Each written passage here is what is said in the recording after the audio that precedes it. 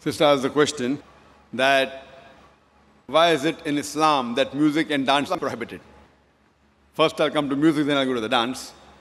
As far as music is concerned, our beloved Prophet Muhammad said that the musical instruments, as a general rule, they are prohibited, except he gave permission for the duff, that is the one-sided open drum, called as duff or duffli.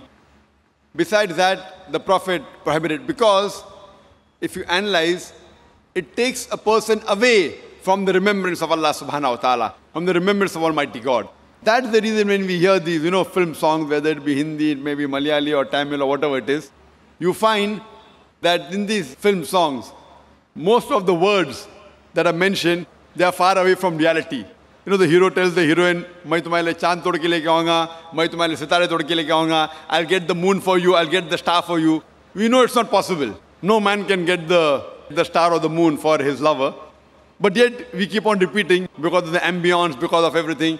So because of this, general rule is that the music does take a person away from Allah subhanahu wa ta'ala. That is the reason a beloved Prophet prohibited musical instruments except for duff. Or as generally with your voice. For example, when a person recites the Quran. If he recites the Quran, his voice is good, that's permitted. Because that takes a person towards Allah subhanahu wa ta'ala. The musical instruments along in the background do create a different ambience. Otherwise, singing per se, it is mubah, optional, as long as the words of the song, they take you towards your Creator Allah subhanahu wa ta'ala. If the words of the song take you away from Allah subhanahu wa ta'ala, even that type of song is prohibited. Now come to the second part. Why is dancing prohibited? There is no verse in the Quran or no hadith that I know of which says dancing per se is haram. But normally, because people dance to show to the other people, we have dance performance on the stage, where as you Bharatnatyam. Now you're doing Bharatnatyam on the stage and thousands are watching you.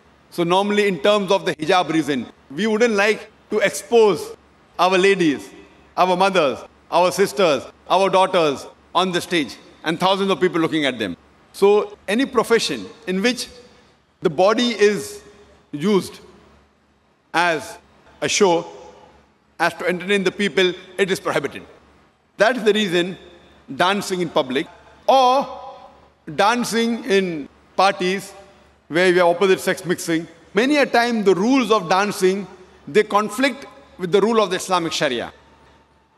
Normally when you have a dance, you have pairs, male and female, and most of these pairs, that's the girlfriend, boyfriend, and you dance in front of other people. So because it breaks the system of Islamic hijab, that's the reason per se it is prohibited, because it goes against the system of hijab. So you have to realize that many a time when you dance in public, you go out for parties and you move around. Otherwise, with you and your wife, you can do what you want as long as it doesn't go against the Sharia. Alone in closed doors, husband and wife, what they want to do, as long as it doesn't go against the rules of the Quran and Sahih Hadith, there's no problem. But because most of the time dancing exploits the body, it includes singing,